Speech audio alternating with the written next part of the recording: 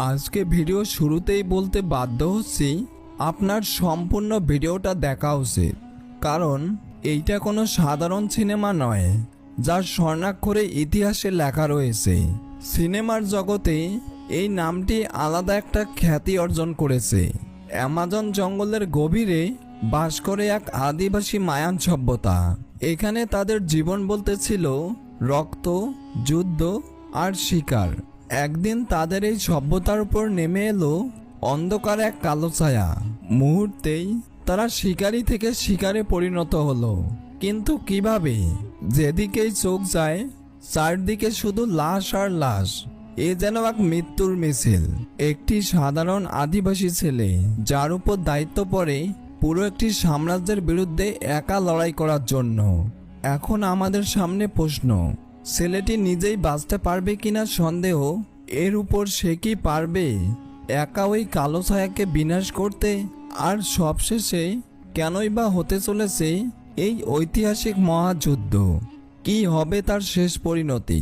এইসব প্রশ্নের উত্তর জানতে হলে ভিডিওতে একটি লাইক দিন। আর চলুন সবাই মিলে ঘুরে আসি অ্যামাজনের সেই গহীন জঙ্গল থেকে। সিনেমার শুরুতেই আমরা আমেরিকার একটি গহীন জঙ্গল দেখতে পাই। সেখানে কিছু আদিবাসী একটি জংলি পশুকে শিকার করার চেষ্টা করছিল। অনেকক্ষণ ধরে চেষ্টা করার পর তারা ফাইনালি সেই পশুটিকে শিকার করতে পারে। এই যে লোকটিকে দেখতে পাচ্ছেন, ইনি হলো আদিবাসীদের লিডার। তার নাম হলো স্কাই, আর এইটা হলো তার ছেলে জাগুয়ার। এরপর তারা যখন শিকার করা পশুটিকে নিয়ে যাওয়ার জন্য তৈরি করছিল, ঠিক তখনই জাগুয়ার কিছু একটা শব্দ শুনতে পায়। একটু এগিয়ে গেলে দেখা যায় এটা ছিল আর একটি আদিবাসী দল। জাগুয়ার তখন বলে, তোমরা কে আর এখানে কেন এসেছো? সেই আদিবাসীগুলো তখন জানায় তাদের বসতি পুরোপুরি ধ্বংস হয়ে গেছে, তাই তারা নতুন বসতির খোঁজে সামনের দিকে যাচ্ছে।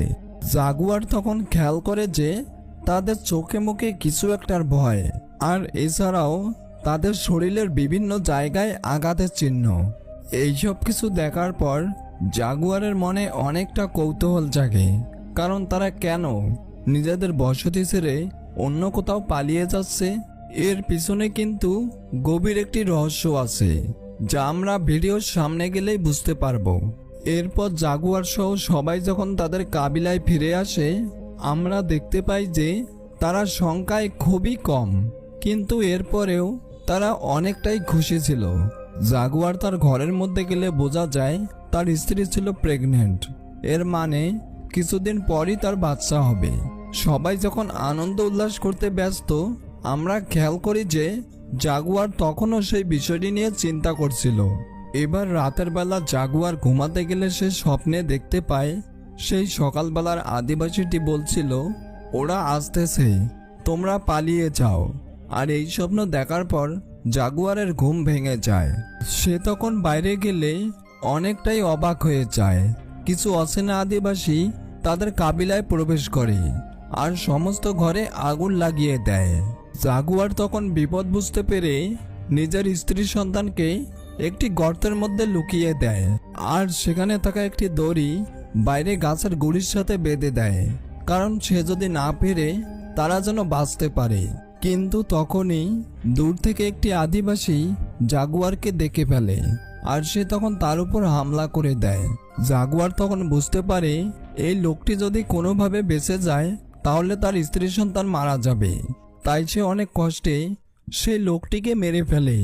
এরপর জাগুয়ার যখন তাদের কাবিলায় ফিরে আসে, সে দেখতে পায় সেই শয়তান আদিবাসীরা তাদের পুরো কাবিলা জ্বালিয়ে দিয়েছে, এমনকি তাদের দলের অনেককেই মেরেছে। জাগুয়ার খেয়াল করে যে একজন আদিবাসী তার বাবাকে মারার চেষ্টা করছিল। সে তখন দৌড়ে গিয়ে সেই লোকটিকে মারার চেষ্টা করে, কিন্তু তখনই কয়েকজন আদিবাসী তাকে বন্দি করে নেয়। এরপর সেই আদিবাসীদের সর্দার জাগুয়ারের সামনেই তার বাবাকে মেরে ফেলে। নিজের চোখের সামনে তার বাবাকে মরতে দেখে জাগুয়ার চিৎকার করতে থাকে।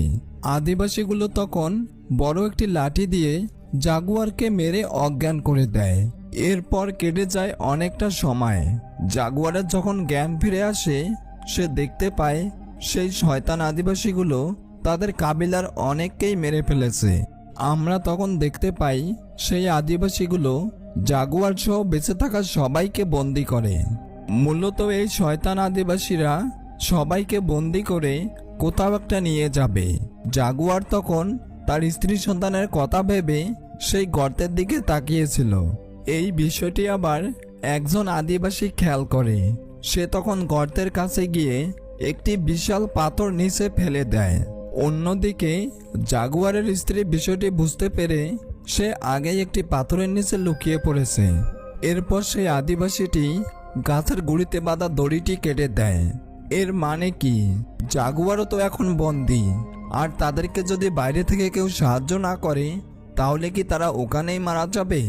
আদিবাসীগুলো তখন বন্দি থাকা সবাইকে নিয়ে শুরু করে এক অজানা যাত্রা। জাগুয়ার সহ বাকি সবাই এখনো বুঝতে পারে না এই আদিবাসীগুলো কি চায় আর তাদেরকে কেনই বা বন্দি করলো। দেখতেই থাকুন, ভিডিওর সামনেই আমরা এই রহস্যের উত্তর পাব। এভাবেই গহীন জঙ্গলের মধ্য দিয়ে চলতে থাকে তারা। আর অনেকটা পথ চলার পর জাগুয়ার সেই আদিবাসীগুলোকেও দেখতে পায় যারা এর আগে তাদের কাছে সাহায্য চেয়েছিল। এভাবেই জঙ্গলের মধ্য দিয়ে চলতে থাকে তারা। এভাবেই বেশ কিছুক্ষণ চলার পর সবাই অনেকটাই দুর্বল হয়ে পড়ে, কারণ তাদেরকে কোনো প্রকার খাবার দেওয়া হতো না। এভাবেই তারা পাহাড়, নদী সবকিছু পেরিয়ে এমন একটি গ্রামে এসে পড়ে যেখানকার সমস্ত লোক মারা গিয়েছিল। আমরা তখন দেখতে পাই সেই গ্রামে মাত্র একটি মেয়েই বেঁচে ছিল। সে তখন আদিবাসীগুলোর কাছে সাহায্য চাইলে তারা তার সাথে খারাপ ব্যবহার করে। মেয়েটি তখন বলে, খুব তাড়াতাড়ি তোমাদের বিনাশ ঘটবে, যেদিন দিনের বেলা অন্ধকার হয়ে যাবে আর এমন একটি ব্যক্তি তোমাদের সবাইকে মারবে যে এখন তোমাদের সাথেই আছে। মেয়েটির কথা শুনে আমরা এতটুকু বুঝতে পারি যে সামনে হয়তো ভয়ানক কিছু একটা হতে চলেছে, তাই মিস করতে না চাইলে দেখতেই থাকুন। আদিবাসীগুলো তখন মেয়েটির কথার কোনোই গুরুত্ব দেয় না, আর তারা আবারও সামনের দিকে চলতে শুরু করে। দীর্ঘ পথ পাড়ি দেওয়ার পর তারা একটি জায়গায় এসে পড়ে। জাগুয়ার তখন খেয়াল করে যে এখানে অনেকগুলো আদিবাসীকে বন্দি করে চাকরের মতো কাজ করানো হচ্ছিল। আমরা তখন খেয়াল করি এখানে কাজ করার লোকগুলো খুবই দুর্বল ছিল, কিন্তু এরপরেও তাদেরকে জোর করে কাজ করানো হচ্ছিল। এরপর জাগুয়ার সহ বাকি সবার শরীরে নীল রং করানো হয় আর তাদেরকে এমন একটি জায়গায় নিয়ে যায় যেখানে মানুষ কেনাবেচা করা হয়। সেই শয়তান আদিবাসী তখন বলে, আমি এবার যে লোকগুলো নিয়ে এসেছি তাদের দাম একটু বেশি চাই। সেই সর্দার তখন বলে, অবশ্যই এদের দাম বেশি দেওয়া হবে, কারণ আমরা আজকে যাদেরকে কিনবো তাদেরকে ঈশ্বরের খুশির জন্য বলি দেওয়া হবে।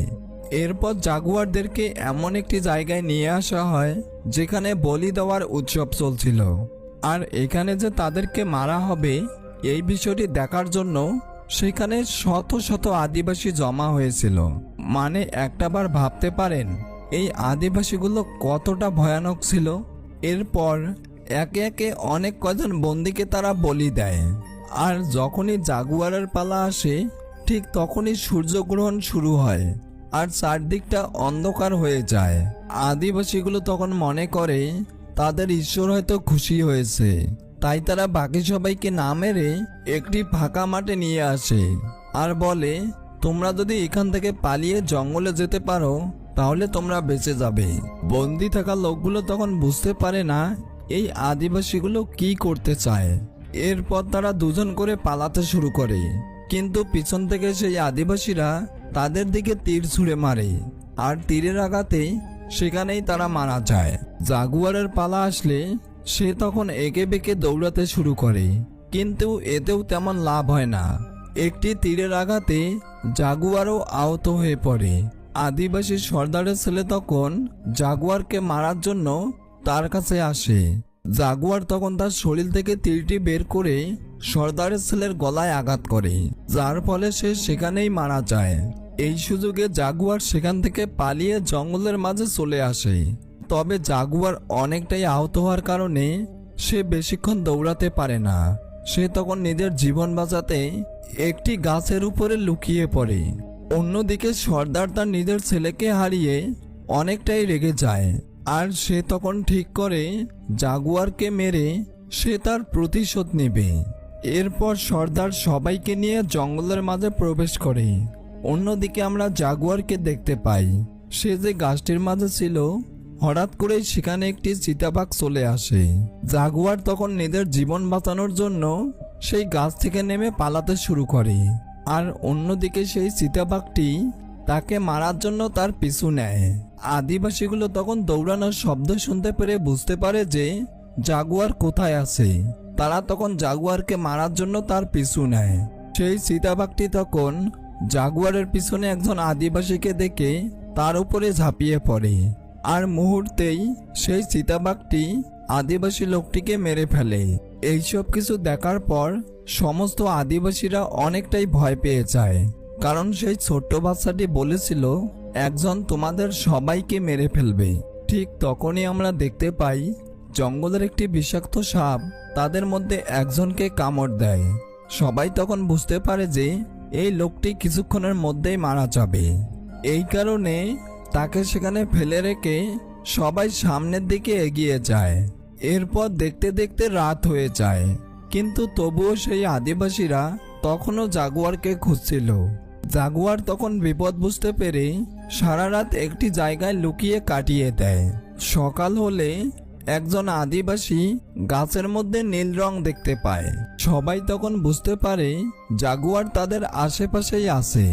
এভাবেই অনেকটা সময় খোঁজার পর তারা একটি ঝর্ণার কাছে চলে আসে। এখানে কিন্তু জাগুয়ার পুরোপুরি ফেসে গিয়েছে। তার সামনে ছিল বিশাল একটি ঝর্ণা, যেখানে লাফ দিলে সে মারা যেতেও পারে। আর পিছনে ছিল সেই আদিবাসীগুলো, যারা তাকে একবার ধরতে পারলেই মেরে ফেলবে। জাগুয়ার তখন কোনো কিছু না ভেবে সেই ঝর্ণার মাঝে লাফ দেয়।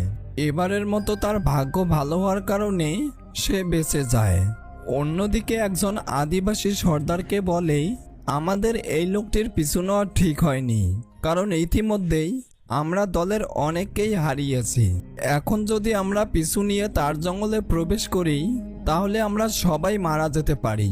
আর ছোট্ট সেই বাচ্চাটিও একই কথা বলেছে, তাই আমাদের উচিত হবে এখান থেকেই ফিরে যাওয়া।